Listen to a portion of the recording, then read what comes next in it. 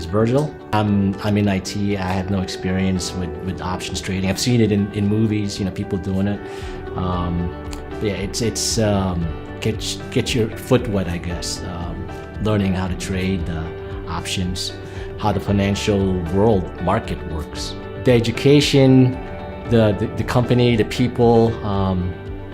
It's not all about what they can get. It's what they can do to help the student. Research lines. It's again. I think it's 4 stars. It's people are very helpful, patient. Everyone seems to they want to help you. They want to help you succeed. I would recommend this to anybody. Again, in any part of life, to be successful, you have to take some risk. You have to do research. I mean, just talking to the people, everybody is.